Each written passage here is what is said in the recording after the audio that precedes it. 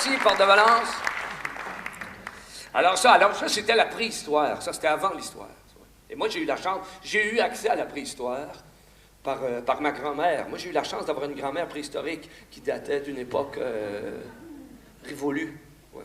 C'était une révolue. Moi, ma grand-mère, c'était une femme, c'était comme un périscope historique, tu vois, au niveau de la lointainitude temporelle. Elle était prolongée dans un périscope historique, une dinosaure. Ma grand-mère, c'était une dinosaure, Granmerosaurus rex, vertébrée. Elle était de la famille vertébrée, qui avait de la colonne. C'était une femme très portée sur la colonne, et qui racontait avec cette perspective-là d'un temporel incroyable. Elle avait l'œil très long. C'était une femme à la longitude visuelle et capable de la transmettre par la bouche, qui était très buccale, ma grand-mère, au niveau de... Elle se nourrissait d'histoires, beaucoup. Puis elle me racontait... Puis elle m'avait dit que les histoires sont venues par après. Tu vois, il y a eu le monde, puis après, il y a eu des histoires et des légendes et des contes. Parce que ça n'arrive pas d'un coup, là. Une légende, ça n'arrive pas... Hein? On n'est pas créationniste, on est créativiste. Alors, la légende, elle apparaît au gré de ce qui se passe. Elle évolue. C'est l'évolution.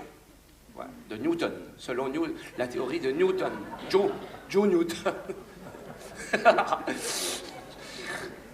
Ou Jack. Il y avait Joe Newton, Jack Newton et Avril Newton. Ça, c'est dans le... C'est pas ça du tout. C'est pas Newton. Je mélange avec le Caluc. C'était de Darwin. Hein? Isaac Darwin. Lui, Isaac Darwin. Je suis pourri. Je suis pas bon dans les noms. Je suis désolé, j'ai de la misère à retenir les noms. Ma grand-mère s'appelait Bernadette. Ça, je peux t'ascertainer de ça, Porte la Valence. Le reste, je suis pas certain.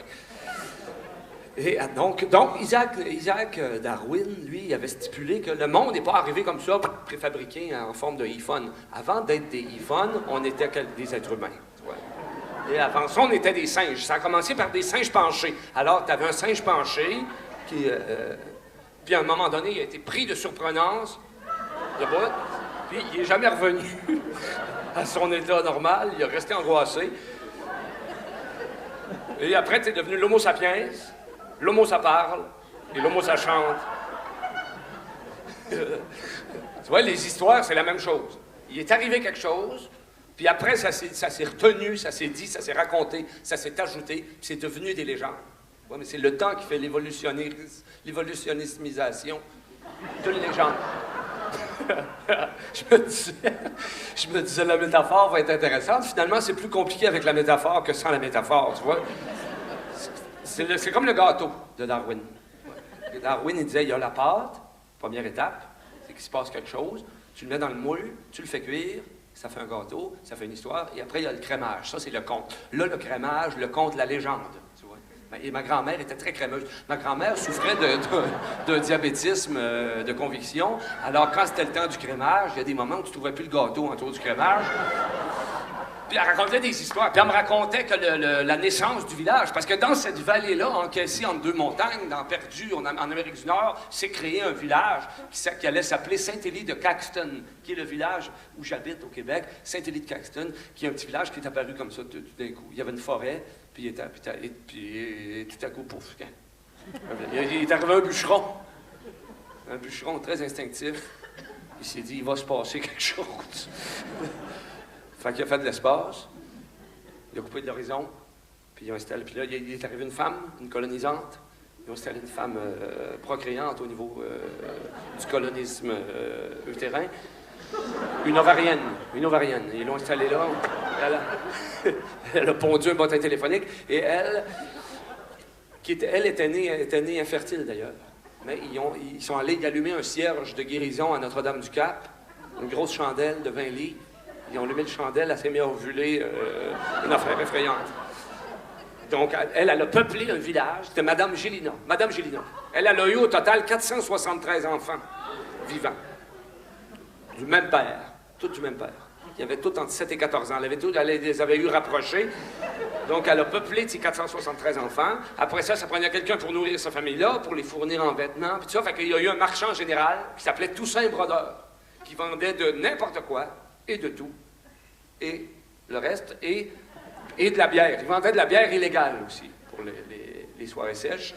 Et Il y avait ça. Alors, il y avait un forgeron. Ça a pris un forgeron qui s'est installé avec son drégaille et son savoir-faire. Il y a un curé. On a eu droit à un curé, un vieux curé usagé, mais quand même, quand tu commences un village. Hein. Alors, on a eu un curé, un vieux curé. Mais avant tout ça, Porte de Valence, suis-moi. Qu'est-ce qui était venu au village? Hein? Le plus vieux métier du monde. Les barbiers. Hein? Le barbier. Depuis que le monde des cheveux que les barbiers existent. Dès que les cheveux sont apparus sur le globe, les ciseaux se sont attaqués à eux autres pour l'élimination.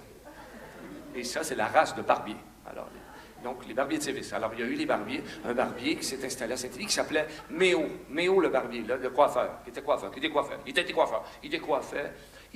Méo, au niveau de la capacité créative, il était capable. Il avait inventé plein de choses. Il a marqué le métier de coiffeur dans le monde entier. Il y avait la coupe, il ne reviendra plus. Il avait inventé une coupe pour le client qu'on n'aime pas, là. Il prenait la clipette, la tondeuse électronique, là. Il fait juste la mettre comme ça, à l'envers. Tu donnes un coup de pied sur la chaise, pling, le gars fait un dos, zoom! Il faisait une bandelette un bandeau de canicule, un front du front autour de la tête. Il appelait ça le front autour de la tête. C'était un 360 degrés de frontal. Il avait inventé ça, Méo. Méo, pour se divertir, avait aussi un penchant au niveau du coude. C'est-à-dire qu'il buvait. Il avait inventé le calendrier liquide. Parce que il avait étudié beaucoup la temporalité dans ses différentes présentations. Tu vois, il y avait le calendrier grégoriste, l'année fiscale, le calendrier scolaire, l'année bissextile, le sablier, tu vois, toutes ces choses-là. Puis lui, il s'était dit, on va trouver plus efficace un calendrier sans fin. Même le calendrier des Mayas finit par finir.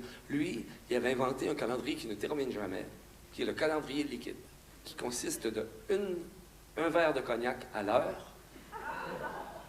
Quand tu as fini ta bouteille, tu changes de journée.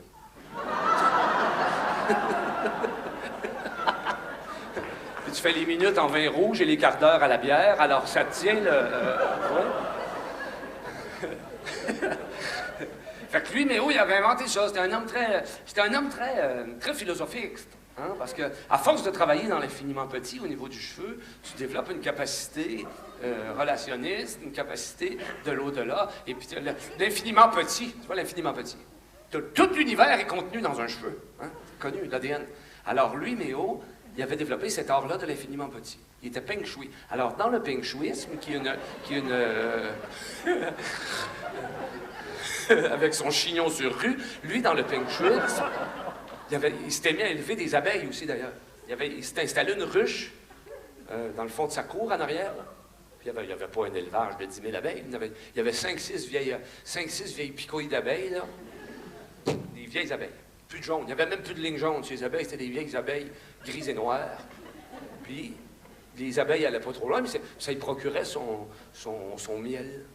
Ça faisait pas des litres de miel. Ça y procurait une cuillerée de miel. Le matin, là, avant... Le matin, mais oui, il se faisait son café, il allait se gratter la ruche, là. Tous les matins. Ça y piquait. Il se levait, la ruche le grattait. Il s'en allait dans la ruche, il se grattait la ruche avec une cuillère. Il se vidait l'alvéole et... Porte de Valence! Puis il se déposait le sucré dans le café.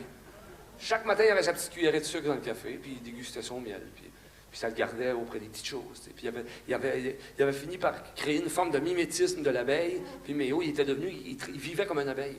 Il coiffait comme une abeille. Tu vois, il butinait de tête en tête, puis il récupérait tout ce que le monde lui confisait, okay? Parce que le monde faisait du confessionnage. Quand tu viens te faire couper les cheveux, hein?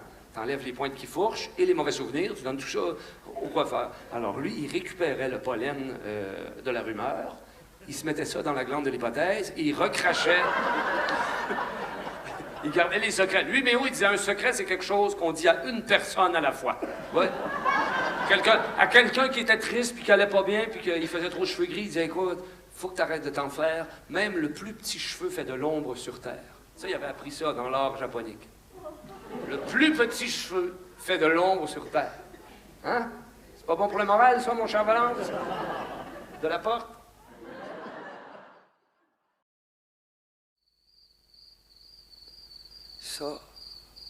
ça appartiendra jamais à personne.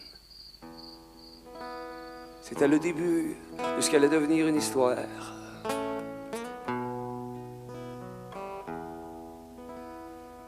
Et ce petit garçon échevelé, c'était moi.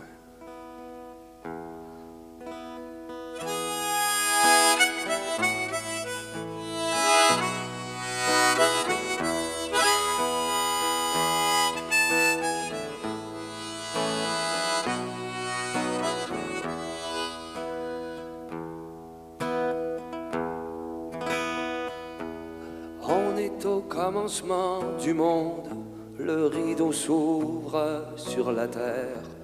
L'aube se lève, la rosée tombe, comme au théâtre, il faut se taire. On est au commencement du monde, mais y a du sang dans les lilas. Déjà les hommes et les colombes ne s'embrassent plus comme autrefois. On est au commencement du monde. On rêve comment, on rêve à quoi? L'enfance est tellement vagabonde, tellement qu'elle ne se souvient pas.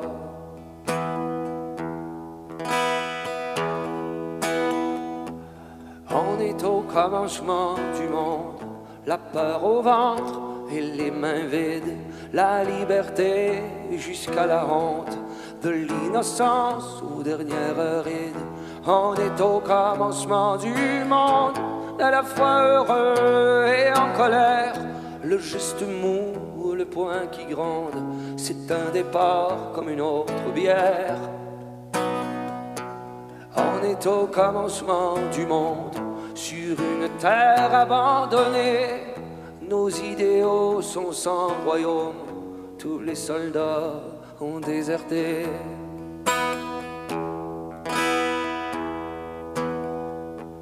Mais si on prenait nos bagages, puis qu'on rentrait dans nos souliers, le cœur se serait en voyage, puis la raison sur les peupliers.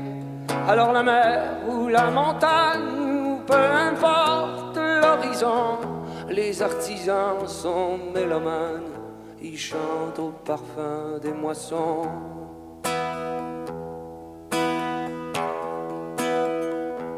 On est au commencement du monde, dans des guenilles et des peut-être, le corps plié jusqu'à se rompre, comme un enfant qui vient de naître.